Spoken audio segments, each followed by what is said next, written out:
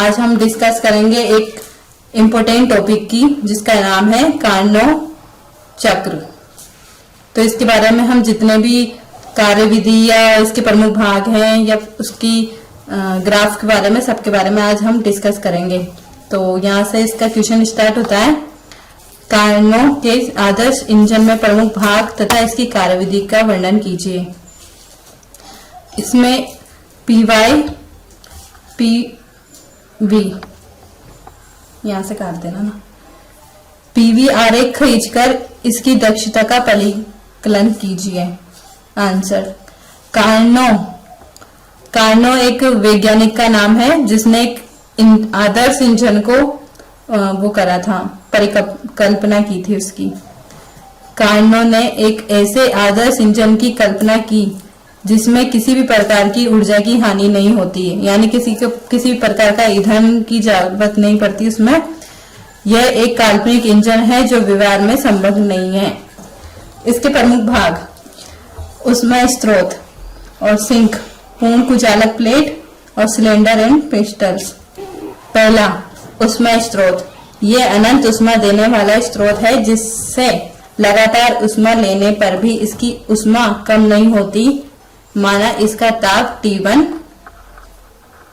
Kelvin है। दूसरा, sink. इसकी अवशोषण क्षमता भी अनंत होती है। इसका ताप हमेशा स्रोत से कम होता है, माना कि इसका T डिग्री केल्विन है। तीसरा, पूर्ण कुचालक प्लेट।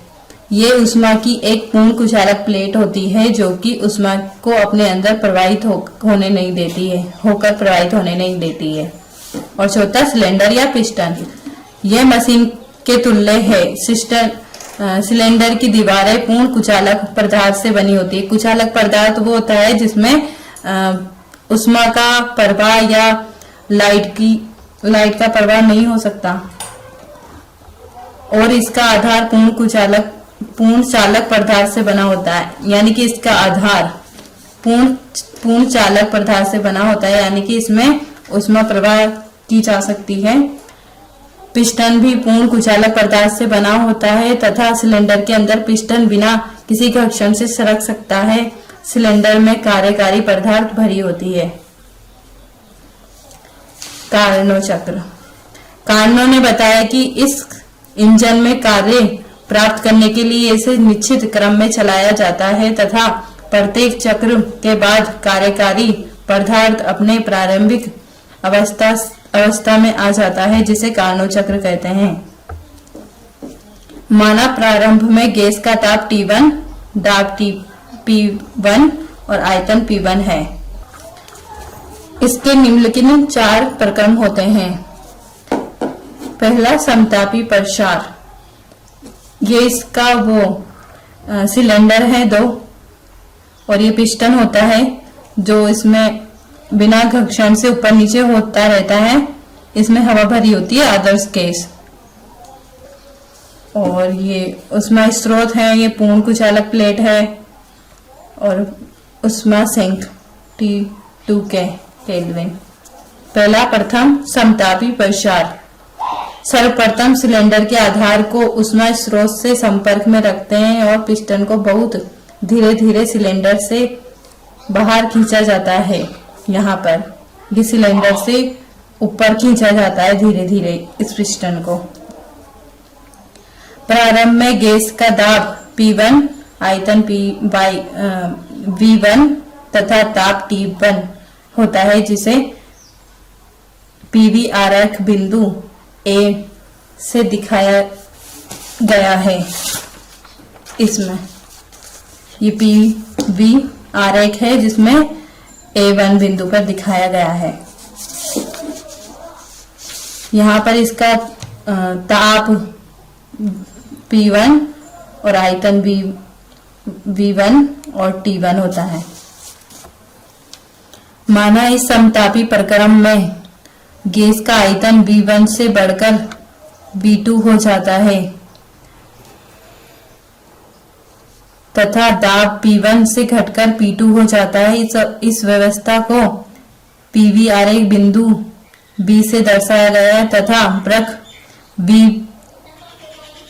तथा वक्र ए बी गैस समतापी प्रसार व्यक्त करता है।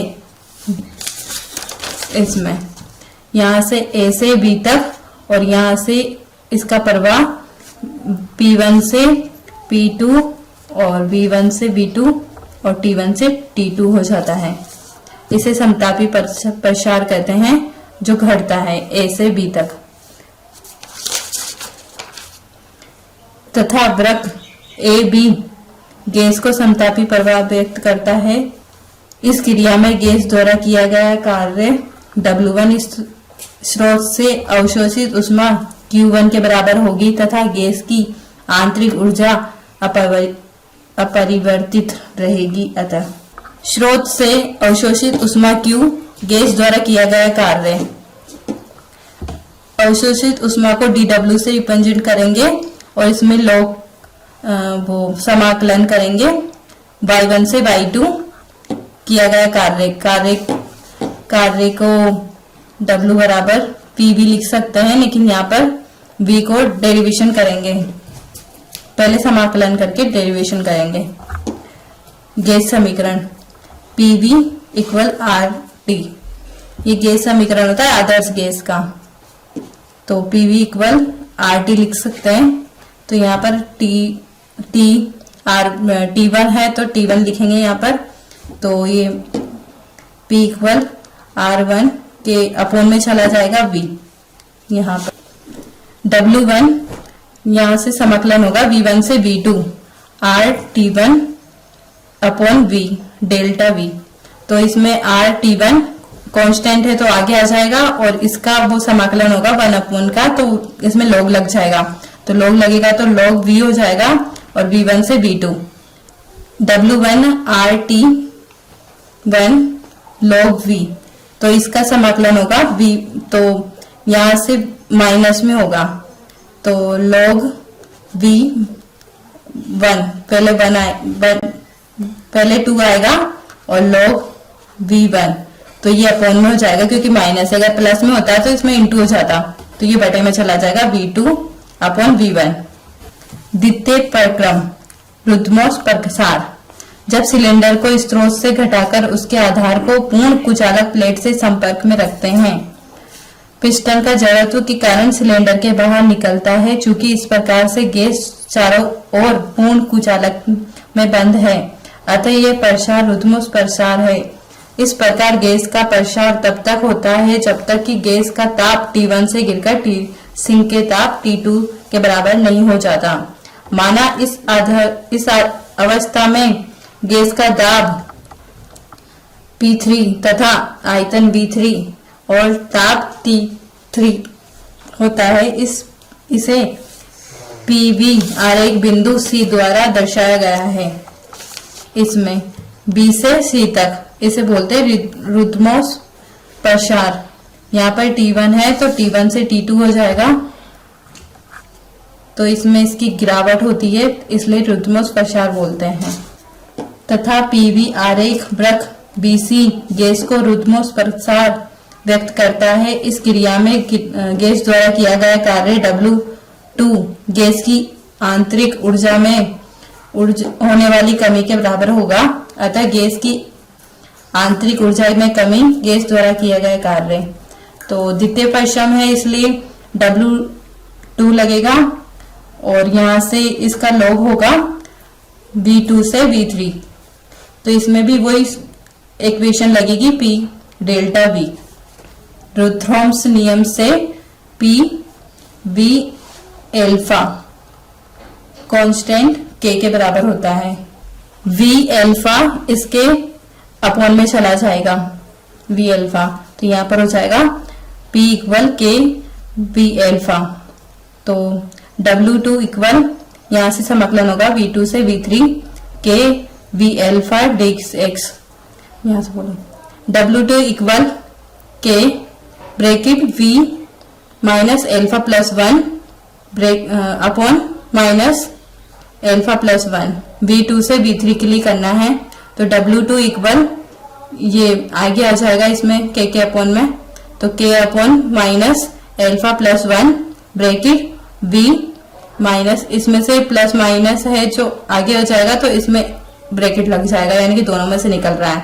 तो माइनस एल्फा प्लस -1, तो V2 से V3 के लिए तो W2 के minus alpha +1 bracket 1 V alpha -1 V2 से V3 के लिए। तो W2 equal K upon minus alpha -1 bracket 1 V3 alpha -1 minus V upon V2 alpha -1 bracket 2।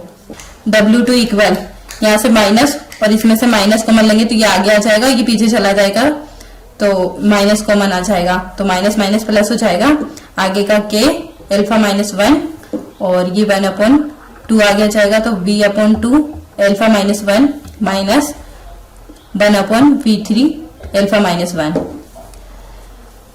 W2 equal 1 alpha -1, तो ये K अंदर चला जाएगा तो इसमें V ये -1 है जो एक ऊपर चला जाएगा तो प्लस हो जाएगा तो V2 K equal V2 equal upon V2 alpha minus K, ये भी ऊपर जाएगा V3 तो K V3 equal V3 alpha. तो रुदमोस नियम से, रुदमोस नियम होता है PV इक्वल K, तो यहाँ पर ये P2 और P3 इक्वल है तो इसमें बराबर का चिन्ह लग जाएगा, K हो जाएगा P2 K upon V2 alpha और P3 upon equal K2 V3 alpha. यहाँ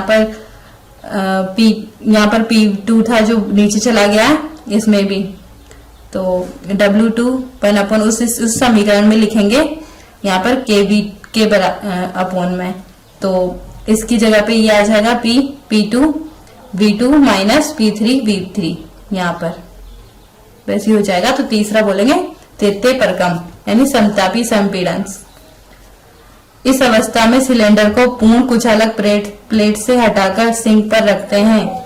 इस कारण पिस्टल द्वारा गैस पर धीरे धीरे कार्य किया जाता है, परंतु गैस का ताप समान बना रहता है। इस अवस्था में गैस का आयतन घटकर V3 से V4 हो जाता है तथा ताप P3 से बढ़कर P4 हो जाता है, लेकिन ताप T2 ही रहता है। PV आरेख में इस अवस्था को बिंदु D से दर्शाया गया है तथा वक्र CD गैस का समतापी संपीड़न व्यक्त करता है। इस क्रिया में किया गया कार्य V3 सिंक को निष्कासित ऊष्मा Q2 के बराबर होगा तथा गैस की आंतरिक ऊर्जा अपरिवर्तित रहेगी। अतः इसमें यहाँ से C से D के लिए समतापी संपीड़न होगा जिसका ताप T2 से T2 ही रहेगा, लेकिन इसमें आयतन ये P3 से P4 हो जाएगा और आयतन V3 से V4 हो जाएगा। यहाँ संपीड़न होगा, यहाँ से घटके यहाँ तक हो जाएगा। इसमें प्रसार हो रहा था, यानी कि ये घट तो रहा था लेकिन ये बढ़ भी रहा था और ये भी, लेकिन ये यहाँ से घटके यहाँ तक हो जाएगा। सिंक पर निष्कासित ऊष्मा Q2 इक्वल गैस पर किया गया कार्य। इस पे भी वही सूत्र लगेगा W3 अपॉन माइनस इस वजह से लग रहा है क्योंकि इसमें घट रहा है, संपीड़न हो रही है इसकी, तो माइनस V3 से V4 P into delta V।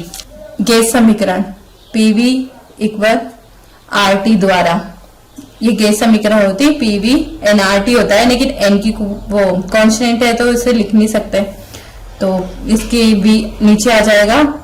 तो यहाँ पर T इक्वल T2 है तो यहाँ T की जगह T2 और ये V नीचे आ जाएगा, तो इसमें हम लिखेंगे तो माइनस V3 से V4 और यहाँ पर P का मान रखेंगे और D भी वैसा का वैसा ही।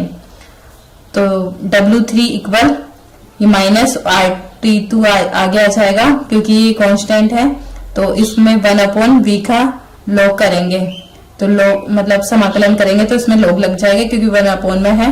तो लॉग ई वी V3 से V4 V3 equal minus RT2 तो V3 से इस V4 से माइनस लगा के पहले लॉग करेंगे, V की जगह V4 लिखेंगे, फिर माइनस लगा के लॉग E से V3 लिखेंगे। इस प्रकार इसका लॉग होगा, यानी खुलता है ब्रैकेट V3 से V4 के लिए। तो W3 इक्वल RT2, तो इसमें से ये वाली V3 आगे आएगी और V4 पीछे जाएगा तो माइनस कॉमन जाएगा तो माइनस माइनस प्लस हो जाएगा ये। तो V3 equal RT2 log E V3 यानी माइनस में है तो ये वापोन में चला जाएगा, अगर ये प्लस होता तो इंटू हो जाता, तो इंटू V3 V4 इस प्रकार इंटू होता, लेकिन माइनस में है तो अपोन में चला जाएगा। तो अब चतुर्थ प्रक्रम रुद्धमोष्ठ संपीड़न, इसमें भी संपीड़न हो रहा है तो इसमें भी माइनस लगेगा। अंत में सिलेंडर को सिंक से हटाकर एक बार फिर पूर्ण कुचालक प्लेट से संपर्क में रखते हैं और पिस्टन को दबाकर संपीड़न तब तक जारी रखते हैं जब तक कि गैस फिर से प्रारंभिक अवस्था में ए पर नहीं आ जाती, यानी कि उस ग्राफ में वापस डी से ए तक नहीं पहुंच जाती। चूंकि इस संपीड़न में गैस चारों ओर से पूर्ण कुचालक में बंद है, अतः ये संपीड़न रुद्धमोष्ठ होगा। इस क्रिया में गैस पर पिस्टन द्वारा किया गया कार्य किया जाता है, जिससे गैस की आंतरिक ऊर्जा बढ़ती है, अर्थात गैस का ताप T2 से बढ़कर T1 हो जाता है, यानी कि घटता है। तो इसे पीवी आरेख में वक्र AD द्वारा प्रदर्शित किया गया है। इस प्रक्रम में गैस पर किया गया कार्य W4 गैस की आंतरिक ऊर्जा में हुई वृद्धि के बराबर होगा, अतः गैस का आंतरिक ऊर्जा में वृद्धि इक्वल गैस द्वारा किया गया कार्य। तो यहाँ से D से होकर एक होगा तो ये संपीड़न हो रहा है, तो इसमें T2 से टाइम्स होकर T1 हो जाएगा। गैस द्वारा आंतरिक ऊर्जा में वृद्धि और गैस द्वारा किया गया कार्य W4 इक्वल माइनस V4 से V1, इसमें भी वही सूत्र लगेगा P डेल्टा V। तो यहाँ इसमें P की जगह वही इक्वेशन लगी कि P इक्वल K, तो इसमें P की K अपॉन V आ जाएगा। तो यहाँ पर गामा लगाएंगे इसके साथ क्योंकि कांस्टेंट है। W4 इक्वल माइनस V4 से V1 के लिए, तो यहाँ पर P का मान रखेंगे तो K upon V alpha dy, तो V4 इक्वल माइनस कांस्टेंट आगे आ जाएगा और इसका समाकलन करेंगे तो ये ऊपर जाएगा तो -1 + 1 हो जाएगा, माइनस अल्फा प्लस 1 हो जाएगा। तो नीचे भी लगेगा माइनस अल्फा प्लस 1 और V4 से V1 के लिए V4 इक्वल माइनस K, ये आगे आ जाएगा तो minus alpha plus 1 bracket 1 upon V1 minus alpha minus 1 equal V4 alpha minus 1 bracket W4 equal तो K अपॉन अल्फा माइनस 1, तो V1 equal upon V1 alpha minus V4 equal V4 alpha bracket W4 equal 1 अपॉन R minus 1 K V1 upon V1 alpha minus K V4 equal V4 alpha. रुद्धमोष्ठ नियम से इसमें भी P equal constant आएगा तो P1 V1 alpha equal P2 V2 alpha equal 1 equal K। तो इसमें इसकी जगह पे नीचे यहाँ पर इसको भेज देंगे तो इसका मान इसमें रख सकते हैं, तो ये V के जैसा ही और ये अल्फा माइनस 1 और इसकी जगह पे K V1 की जगह पे यहाँ पर P1 और P1 V1 माइनस और यहाँ पर P4 और V4 equal fourth equation. Carnot engine की दक्षता यानी कि जितने भी हमने कुल कार्य किया है W1, W2, W3, W4 तो इन सबको जोड़ना है। तो कार्नो इंजन में एक पूर्ण चक्र को कार्यकारी पदार्थ द्वारा किया गया कुल कार्य W equal W1 plus W2 minus W3 minus W4 यानी कि संपीड़न है तो माइनस माइनस लग जाएगा। तो इसमें इक्वेशन में यानी 1, 2, 3, 4 इक्वेशन में जो W4 है और W2 है वो दोनों इक्वल है यानी कि प्लस माइनस है तो वो ये कट जाएंगे तो बचेगा W equal W1 minus W3 तो W बराबर करना है, ये दोनों कट ही जाएंगे क्योंकि इक्वल हो रहा है, माइनस प्लस माइनस हो रहा है। तो समीकरण 1 व 2 से W1 और W3 के मान रखने पर W equal RT1 log V2 upon V1 minus RT2 log V3 upon V4 ये फिफ्थ इक्वेशन दे देते हैं। तो रुदमोस नियम से T V alpha minus 1 equal constant, तो इसे कॉन्स्टेंट रखते हैं तो इसका मान T1 से T2 होगा। तो T1 equal V2 alpha minus 1 equal T2 V3 alpha minus 1।